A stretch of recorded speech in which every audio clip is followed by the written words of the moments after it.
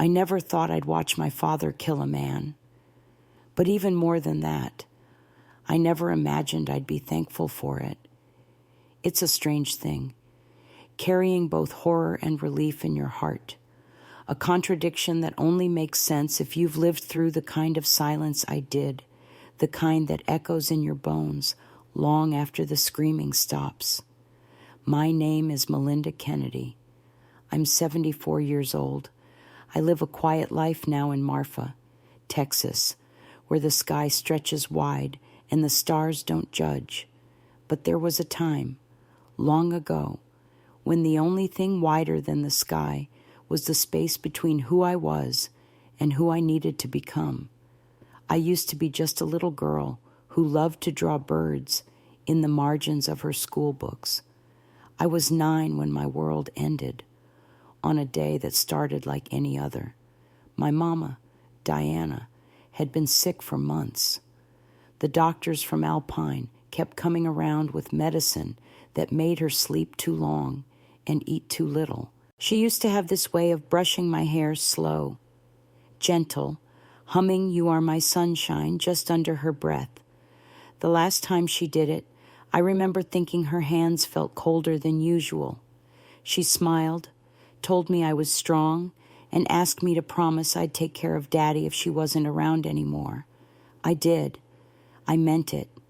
She died the next morning. The house changed that day. It wasn't just the quiet or the smell of lilies from the church. It was the way my father, Raymond, stopped looking people in the eye. The way he kept the TV on all night like silence scared him. And the way my grandfather, Wendell Kennedy, moved into our house and started calling the shots like he'd been waiting for the moment Mama disappeared. He was a tall man with hands like shovel blades and a voice that always seemed like it was trying not to shout. Around town, people thought he was respectable, a retired train mechanic who still read the Sunday paper and shook the pastor's hand after church. But to me, he was something else, something darker, something that started creeping into my dreams the moment Mama's side of the bed went cold. At first, he just told me what to do. Set the table, don't talk back, don't ask questions when he shut the door to my room at night. Daddy didn't notice, or maybe he chose not to. He was drowning in grief, working long shifts at the grain mill and coming home smelling like sweat and sadness. Sometimes he'd sit on the porch and stare out at the desert, mumbling to no one, clutching Mama's old scarf like it was the only thing holding him together. I tried to be good. I really did. I cleaned the dishes without being asked. I did my homework and smiled when neighbors asked how we were doing. I took care of Daddy as best I could, but no matter how good I was, I couldn't stop the way Wendell started sitting closer, the way he'd brush hair out of my face when no one was watching, the way he started locking doors behind him. I didn't have words for what was happening. Not then. Not at 9 years old. But I had fear. I had dread. And I had a hollow in my chest where my mother's love used to live. And then there were the nights. The worst part. When the wind would howl through the cracks in the windows, and I'd lie stiff under the covers, holding my breath, praying he wouldn't come. But he always did. And when he did, he made sure I knew if I told, Daddy would end up just like Mama. I believed him, so I stayed quiet. For years, I carried that silence like a second skin. I learned how to fake smiles, how to hide bruises beneath long sleeves, how to disappear inside myself while still walking upright. No one asked, no one noticed. In a town as small as Marfa, people see what they want to see, and respectable men like Wendell Kennedy weren't supposed to be monsters. But monsters don't care about what they're supposed to be. And eventually, the truth claws its way to the surface. That day would come. And when it did, my father would finally see what had been right in front of him. and someone was going to die. After Mama died, I kept waiting for the world to settle down. But grief doesn't settle. It seeps into the floorboards, into the air, into your bones. And in our house, it gave Wendell room to grow roots he had no business planting. Daddy changed first. He wasn't mean, not in the way Wendell was, but he wasn't present either. He walked through the house like a ghost with a hammer in one hand and a beer in the other. He'd wake up early, work late, and sit in the dark when he came home barely eating, barely speaking. Sometimes I'd catch him staring at Mama's chair at the kitchen table. He never moved it, never let anyone else sit there.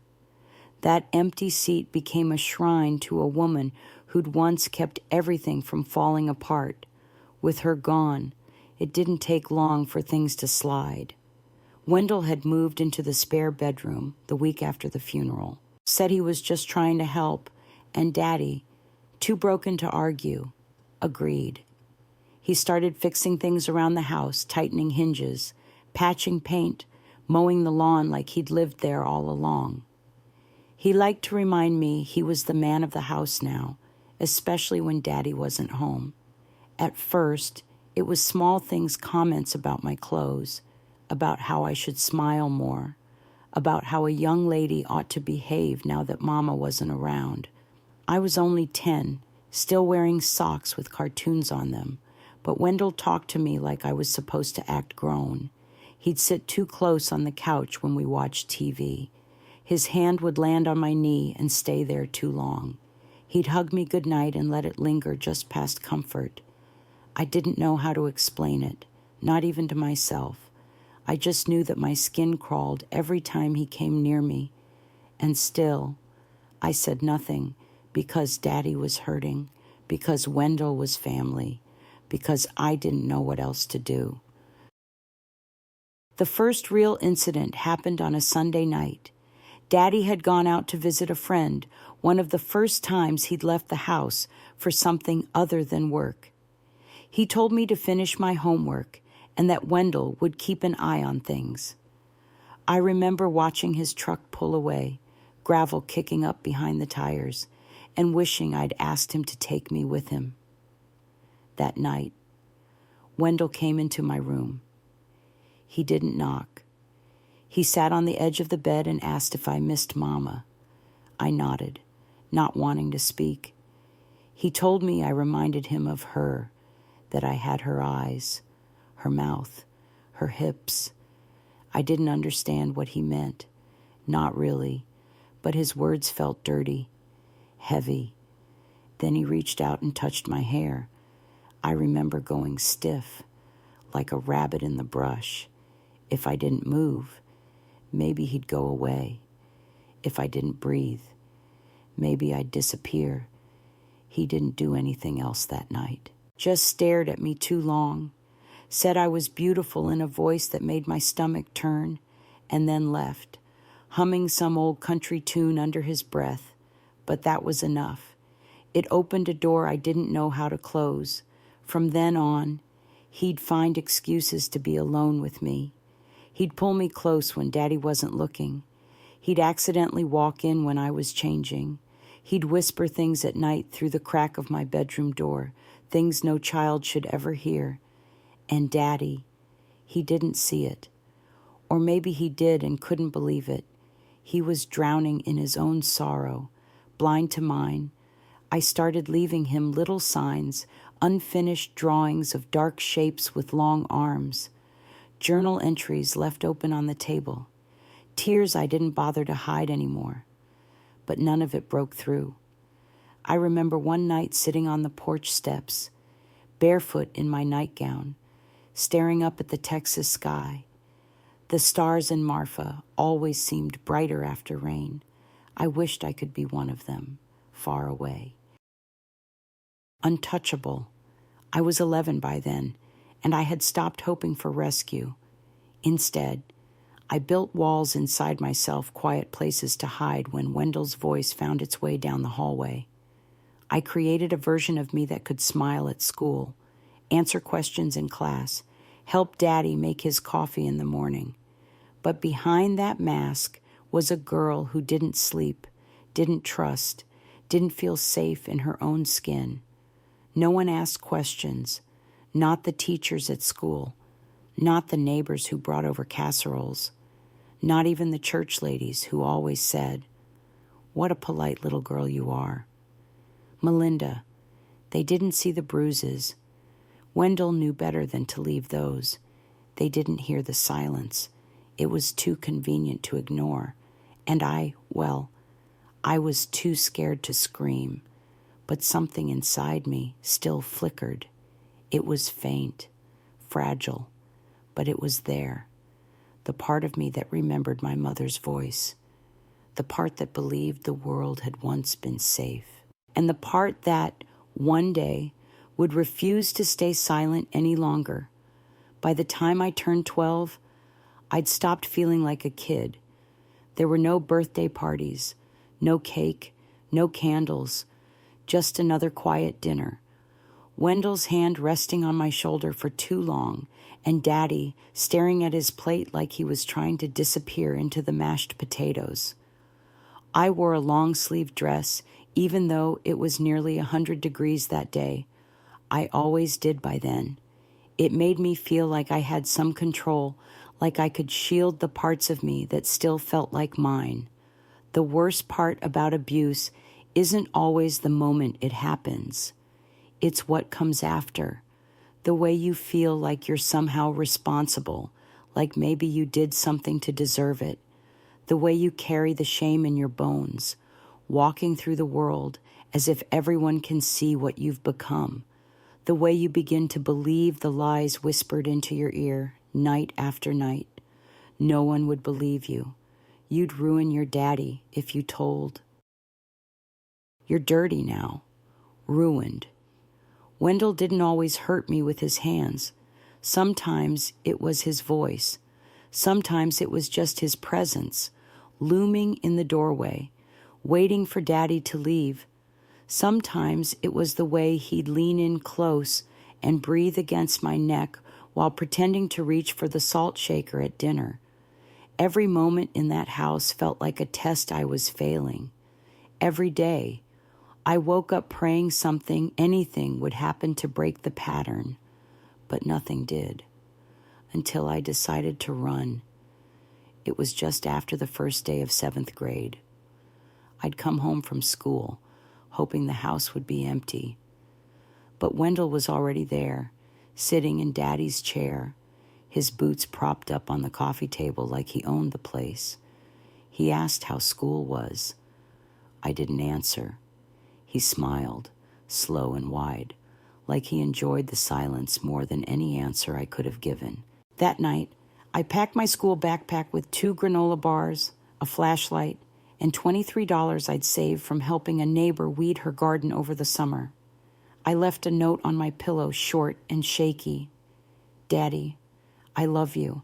I just can't stay anymore. Don't look for me." I waited until the house went quiet, until Wendell's heavy snores started leaking through the wall. I crept down the hallway in my socks, heart pounding so hard I thought it might wake them both. I made it as far as the back door. That's where I found him. Wendell stood in the doorway, holding my backpack in one hand. I still don't know how he knew. Maybe he saw me from the hallway. Maybe he read it in my face. Or maybe he'd been waiting all along. He didn't speak. He just grabbed my wrist and yanked me back inside. What happened after that? I won't describe in full. I don't need to. If you've lived it, you already know.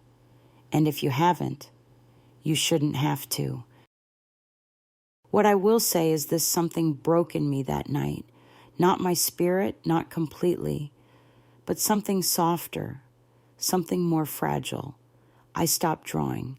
I stopped humming. I stopped talking at school unless I had to. I went from being the quiet girl to the invisible one. I remember sitting in the nurse's office a few weeks later after fainting during gym.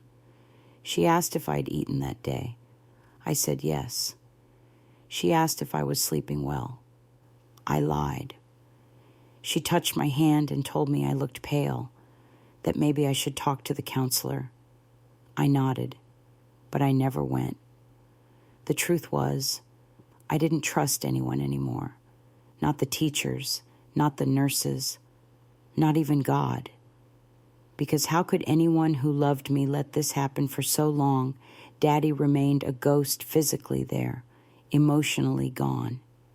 He still made breakfast sometimes, still drove me to school when he could, but there was a distance between us that neither of us knew how to cross. I wanted to scream at him, shake him, beg him to open his eyes, but I didn't, because I was terrified of what might happen if he saw the truth.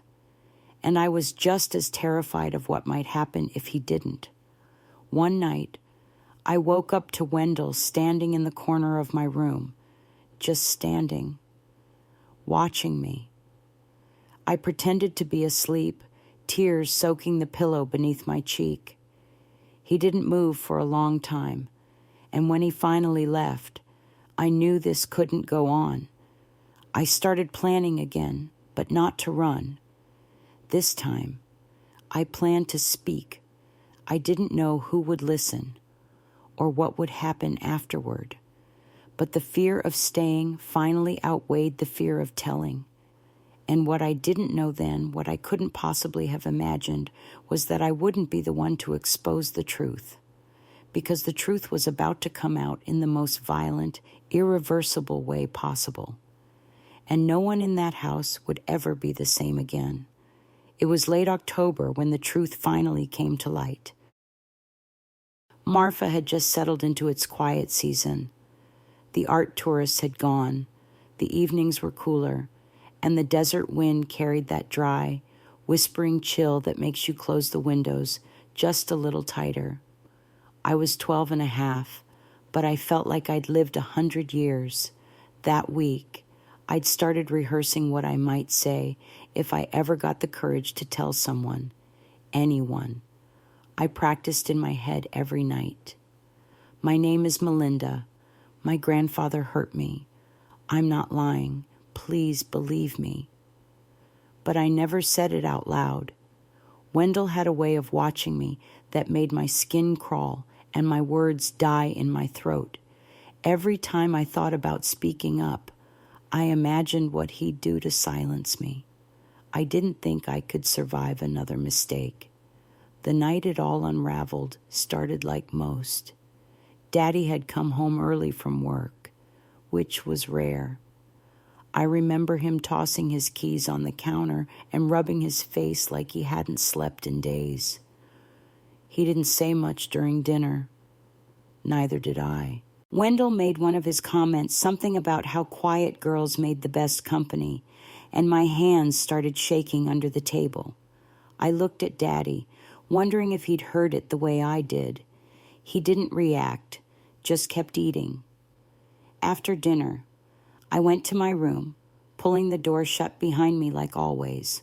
I didn't lock it. There was no lock. I sat on the edge of my bed, fully clothed, shoes on, arms wrapped around my knees, just waiting. And then, just like always, I heard his footsteps. Wendell didn't bother to whisper this time. He didn't care. He opened the door and stepped into my room like he had a right to it, like he had a right to me. He sat down beside me on the bed, too close, and placed his hand on my thigh. And then we both heard it, a single word, low and sharp, slicing through the room like a bullet. "Get your hands off my daughter." I looked up. Daddy was standing in the doorway. His eyes, so tired and distant for so long, were alive now, burning with something I'd never seen before. He didn't blink. He didn't move. He just stared, like everything he had been too broken to see was now blazing before him in perfect, unforgivable clarity. Wendell stood, hand half raised, like he might explain it away, like he might lie his way out. Now, Ray. Don't jump to Daddy didn't let him finish. He charged across the room and shoved Wendell against the wall so hard the drywall cracked behind his head. I screamed. I'd never seen Daddy like that. Never heard the sound he made pure rage, deep from his chest, like something old and wounded had finally broken loose. Wendell tried to fight back. He swung, caught Daddy in the side, but it only made him angrier. The two of them stumbled into the hallway, fists flying. I stood frozen, my back pressed against the dresser, too stunned to cry. Then I heard the crash. I ran to the doorway, just in time to see Daddy grab Wendell by the collar and slam him into the base of the staircase. There was a terrible crack, a sound that still echoes in my dreams. Wendell slid down the wall, his eyes wide, mouth open, blood pooling behind his head. Daddy stood over him, panting, fists clenched, eyes wild. Then he looked at me, and something in him broke. He fell to his knees, right there in the hallway. I didn't know. He whispered, over and over. I didn't know. Oh, God, I didn't know. I couldn't speak. I just sank to the floor and stared at the man who'd caused me years of silent suffering, and the man who'd finally stopped it. When the sheriff arrived, called by a neighbor who heard the shouting, Wendell was pronounced dead at the scene. Skull fracture, immediate. They asked questions, took photos, brought in Daddy in handcuffs, though they didn't put him in the back of the car right away. Sheriff Talmadge, who'd known our family for years, sat me on the porch and gave me a blanket. Did your father hurt you? Melinda, he asked. I shook my head. No, he saved me. That night, I slept at our neighbor Jenny McAllister's house, in a room that smelled like lavender and safety. She let me wear one of her flannel nightgowns and brought me warm milk without asking any questions. I don't think I spoke more than a handful of words. I just sat curled up on her couch, watching the moon through the window, feeling the strangest thing. Relief, not joy, not peace, but relief. The next few days passed in a haze.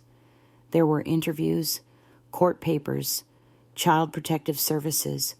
I had to explain again and again what had been happening. At first it was hard. Then it became necessary. Then it became empowering. People believed me. That part surprised me most. They believed me. Maybe it was because Daddy admitted what he'd seen. Maybe it was because of Wendell's past things no one had questioned before. Whatever the reason, I wasn't alone anymore. I wasn't invisible. Daddy's lawyer argued self-defense, temporary insanity, a crime born out of protecting his child. There was support in town, sympathy in the courtroom, but none of it could erase what happened. Daddy was found guilty of involuntary manslaughter, sentenced to 5 years. I visited him every other weekend in a small county facility an hour from Marfa. He always looked smaller behind that glass, but he never once looked away from me. He said he'd spend the rest of his life trying to earn back my trust. I told him that he already had. The moment he stepped into that room, that moment changed everything, not just because it ended the abuse, but because it reminded me that even when you think no one sees you, sometimes someone finally does. In the weeks after the trial, the town of Marfa seemed quieter. Maybe it was just me. Maybe it was the way I walked down the streets more cautious, more aware of how people looked at me, some with pity, some with confusion, a few with judgment, in a place as small as ours. A story like mine didn't just make the rounds, it embedded itself in whispers and silences, and I could feel it in every sideways glance. She's the girl whose daddy killed her grandfather. That's what they saw. They didn't know the truth behind closed doors, Most people didn't want to. It was easier to keep things tidy, to pretend that evil only wears a villain's face. But sometimes evil looks like an old man in a church pew who tips his hat to neighbors and hands out peppermint candy at the market. And when that illusion breaks, people don't know what to do. But I did. I did the only thing I could. I started learning how to live again. I stayed with Jenny McAllister for the rest of the school year. She was patient in ways I didn't expect. She didn't press me to talk, didn't ask for stories, didn't try to fix me. She gave me space, and in that space, I began to breathe for the first time in years. Her home was small, filled with dusty books and cat hair and the smell of lemon polish. But to me, it was the safest place in the world. My room was upstairs, under the sloped ceiling where the rain tapped gently on the metal roof. I hung my old sketch pad by the window, though I hadn't drawn in nearly a year. For a long time, it just stayed there blank, untouched. I wasn't ready, not yet. School was harder. I was behind on assignments, and sitting in classrooms full of kids who either stared or avoided me altogether made it nearly impossible to focus. The teachers tried, especially Mrs. Kramer, who let me stay after school to catch up and offered quiet encouragement. One day she pulled me aside and said, "You don't have to be okay all at once, Melinda, but you will be okay." I nodded, though I wasn't sure I believed her.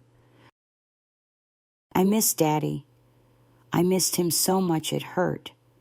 I knew what he'd done was illegal, but I also knew deep in my bones that he'd saved my life. When we spoke on the phone from the county facility, his voice was always softer than I remembered it being when Mama was alive, less tired, more present. I wish I had seen it sooner, he told me one afternoon. "I'll never forgive myself for not protecting you." "You did," I said, "when it mattered most." He sent me letters every week. Simple things, what he was reading, what he dreamed about, how proud he was of me for going back to school. I kept them all in a shoebox beneath my bed. About a month after moving in with Jenny, I had my first session with Dr. Carol Mayfield, a trauma counselor in Alpine. She was different from anyone I'd ever met direct, kind, and never surprised by anything I told her. Her office had soft lighting, a couch that didn't swallow you whole, and a basket of stones by the door, each painted with a word: hope, courage, breathe. During our first session, I didn't say much, just stared at the wall and tried not to cry. She didn't push. She just handed me a stone that said safe and said, "This is your word until you're ready for another." I carried that stone in my pocket for months. Sometimes, when the nightmares came, I'd grip it so tight the paint wore off. But it helped, little by little. I started telling my story, not just the facts, but the feelings, the fear, the shame, the guilt that wasn't mine, but still clung to me like a second skin. Dr. Mayfield helped me see something I never could before, that survival is not weakness, that speaking the truth isn't betrayal, that healing is slow, messy, and sacred, and that I was not broken. I was rebuilding. By the end of spring, I picked up a pencil again. The first thing I drew was Mama sitting at the kitchen table, brushing my hair, sunlight pouring in behind her. It wasn't perfect, but it felt like breathing. I drew every day after that. Jenny put up a corkboard in my room so I could hang the ones I liked. Each drawing felt like a stitch, closing an old wound. Sometimes I'd catch her looking at them when she brought up laundry. She never said anything, but her smile said enough. I didn't know what the future held. Daddy still had years left to serve. I still had miles to go in therapy. But for the first time in a long while, I felt something I hadn't in years. I felt free. Not completely, not forever, but enough to know I'd survived, and enough to believe that maybe, just maybe, there was still a life ahead worth living. By the time I turned 15, I knew I wasn't like most girls my age, and not just because of what I'd lived through. It was something deeper, a quiet kind of knowing that came from surviving what I had. I couldn't pretend to care about gossip in the hallways or who liked who at school dances. I didn't wear glitter on my nails or giggle in the lunchroom like nothing had ever gone wrong. But I didn't envy them either. I just knew I was meant for something different. That summer, Dr. Mayfield encouraged me to join a youth support group in Alpine. At first, I hated the idea. I didn't want to sit in a circle of strangers and spill pieces of myself in front of kids I didn't know. But she explained it gently, the way she always did. Sometimes, she said, we heal faster when we stop hiding. So I went. The room was small, with mismatched chairs and a folding table covered in colored markers and granola bars. The other girls were between 13 and 17. Some talked a lot. Others barely said a word, but they all carried something in their eyes that I recognized instantly. We were survivors, not victims, not damaged goods, but girls who'd been through hell and still showed up anyway. At first, I sat quiet. I listened. I watched. Then one evening, a girl named Trish started crying while talking about her uncle. She said she felt dirty, like no one would ever love her again. And I opened my mouth and my heart and said, "Me too, but you're not dirty. You're brave." Something shifted in the room, in her, in me. From that moment on, I spoke more, not because I loved reliving the past, but because it helped someone else feel less alone. I started bringing my sketches to group, pictures of girls hugging each other, or sitting under trees, or standing on cliffs looking strong and unshaken by the wind. The other girls asked for copies. Some taped them to their notebooks. One even asked if I'd draw her as a superhero. I did.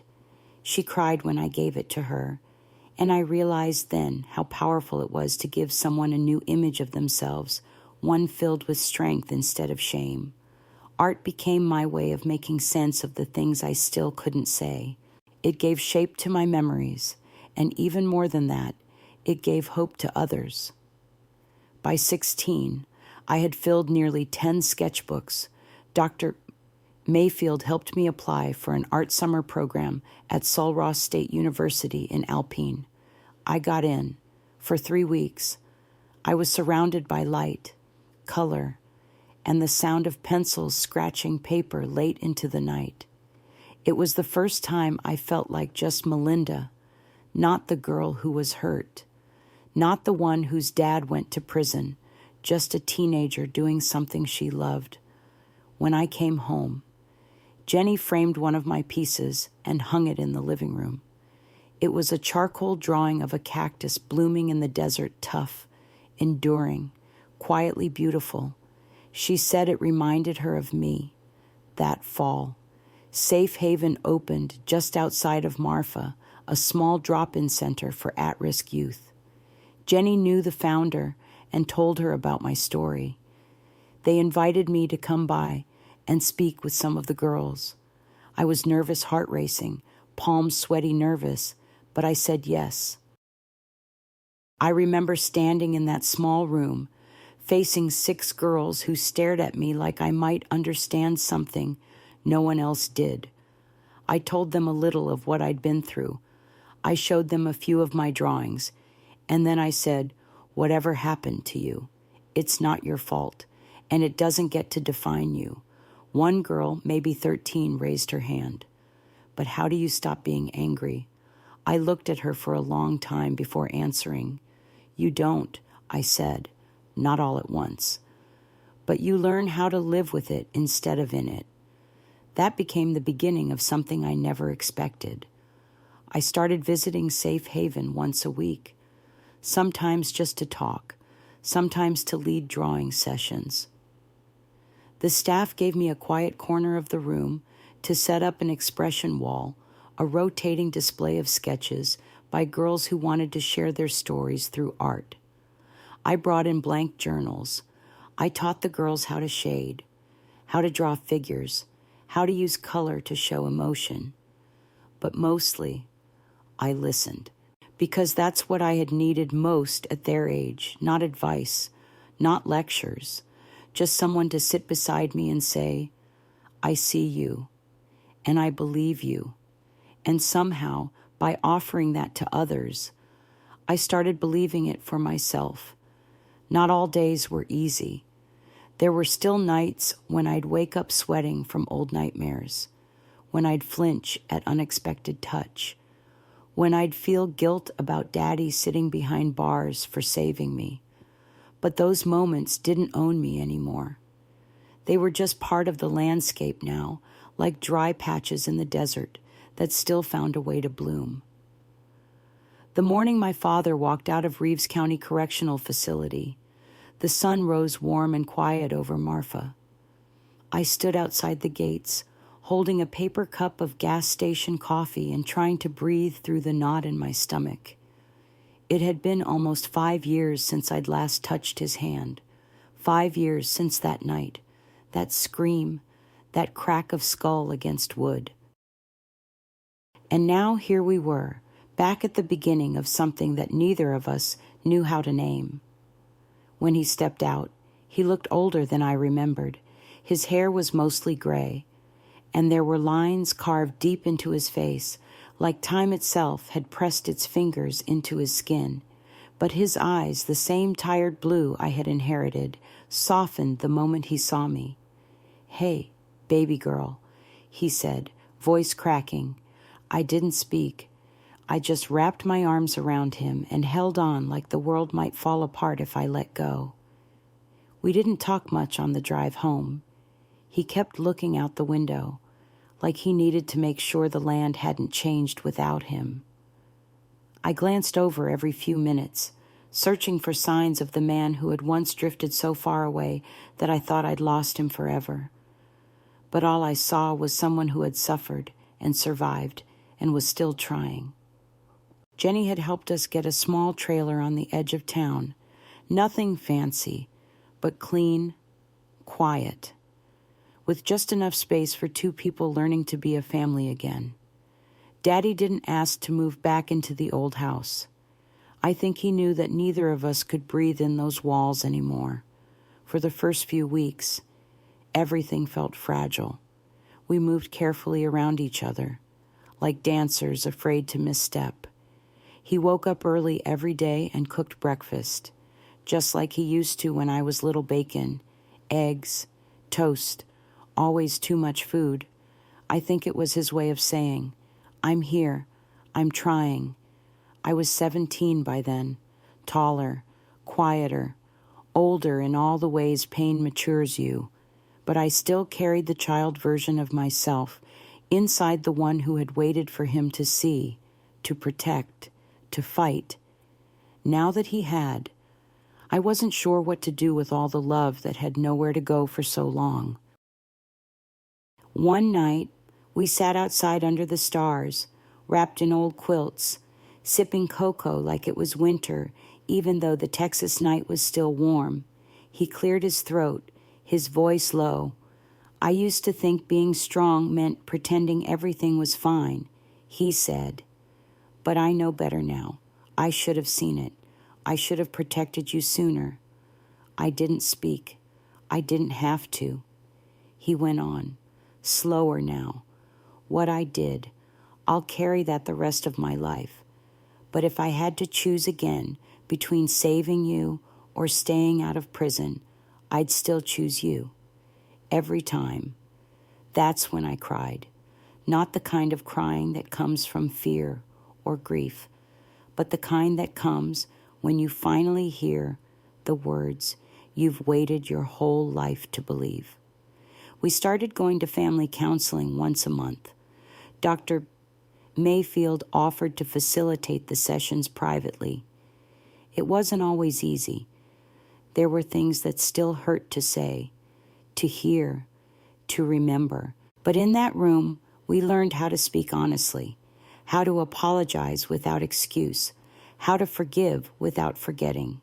He even visited Safe Haven once, sitting in the back of the art room while I led a drawing session for the younger girls. I watched him watch me, his eyes welling with something that looked a lot like awe. Afterward, he told me, "You've turned your pain into something holy. Melinda, that's more than I ever dreamed for you."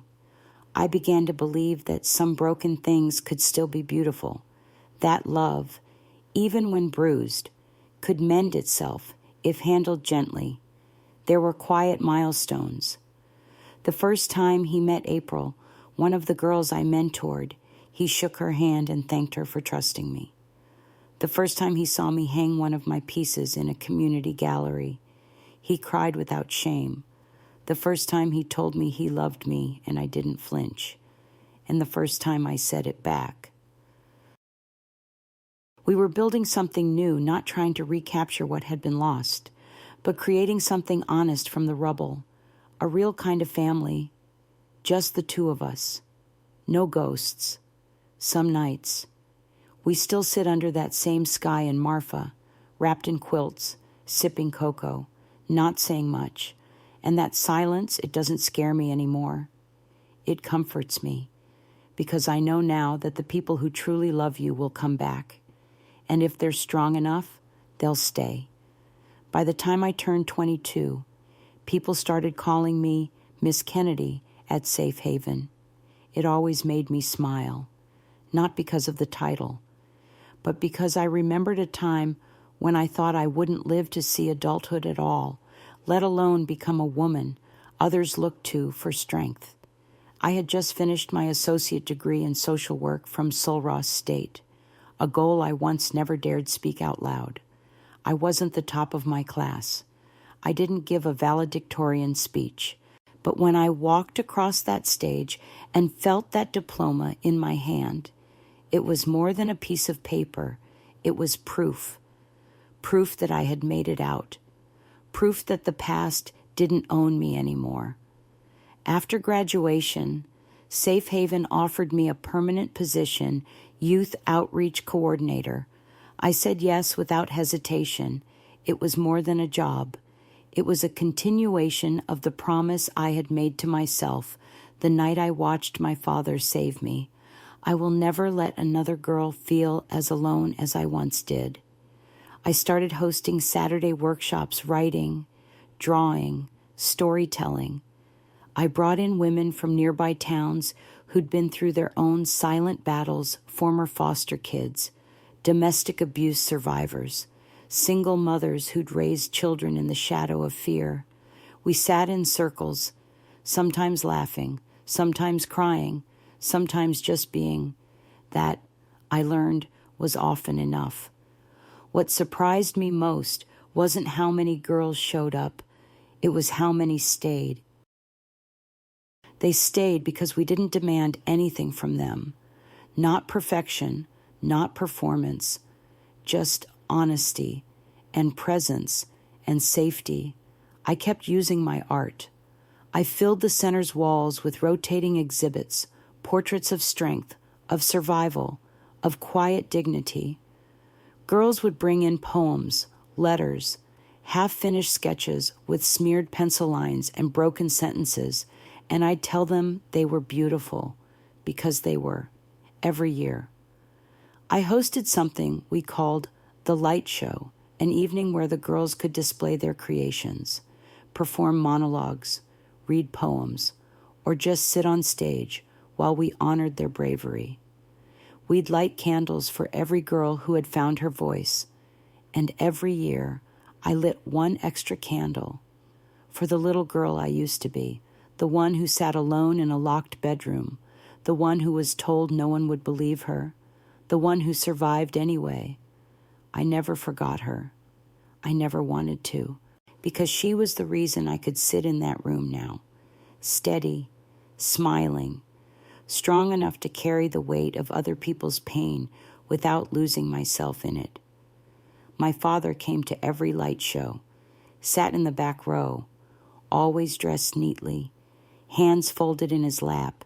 He never said much afterward, just hugged me, his voice thick with pride. I could feel the peace in his grip, the redemption he quietly carried. Sometimes I'd find him at the center during the week, fixing a door hinge, replacing a light bulb, repainting a scuffed wall. He said he liked keeping the place standing. I understood that. We were both builders now, not of homes, but of hope. One afternoon, a young girl named Darla, barely 13, slipped me a drawing before leaving group. It was of me, but not how I looked, how she saw me standing tall, hands glowing, a line of girls behind me holding hands. She'd written one word across the bottom in shaky block letters, light. I cried in my office for a long time after she left. Not because I was sad, because I had become what I needed most, and because I knew now, without a shadow of doubt, I was whole. Years have a way of slipping by when you're not counting them in pain. By the time I was 30, my hair had started to curl again the way it used to when I was a little girl. I'd forgotten that it did that. Trauma has a way of straightening you out, tightening every part of you until softness feels like a weakness. But healing brings back the curves, the smiles, the unguarded moments.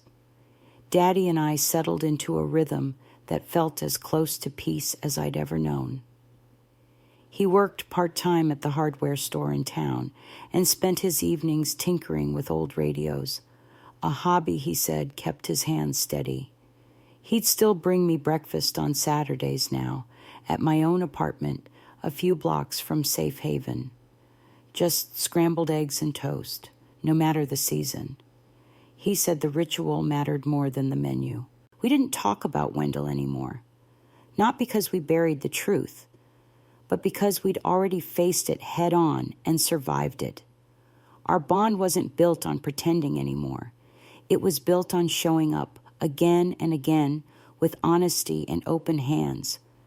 Sometimes we'd walk the edge of the Chinati Foundation grounds just before sunset, watching the horizon stretch wide and gold across the desert. He'd say, "This town's got space to breathe," and I'd agree. It had become our place to breathe, too.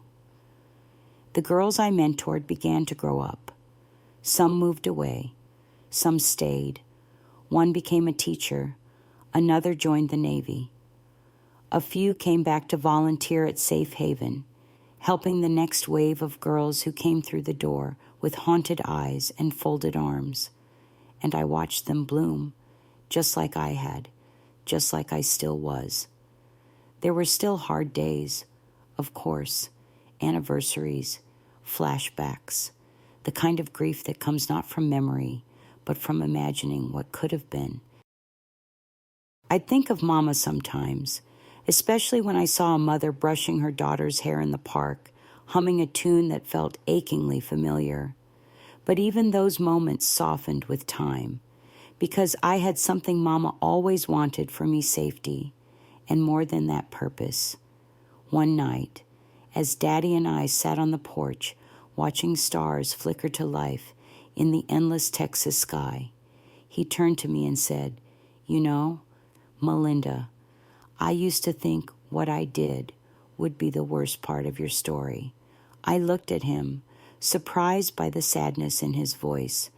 "But it wasn't," I said. "It was the moment I knew I wasn't alone anymore."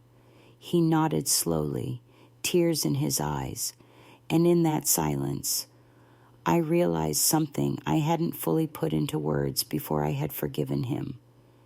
Not because I had to, but because I wanted to. Because we'd both done the hardest thing imaginable. We'd faced the truth and lived. There are things you carry with you not because you want to, but because they shape the person you become. For years, I carried silence, shame, the weight of a little girl's fear, hidden behind locked doors and long sleeves. I carried guilt that was never mine, and memories I never asked for. I carried it all until my back bent under the pressure, and I thought it might break me, but it didn't. Because somewhere along the way, that weight turned into something else. It became purpose. It became compassion. It became a voice. I'm 74 years old now. My hair is silver.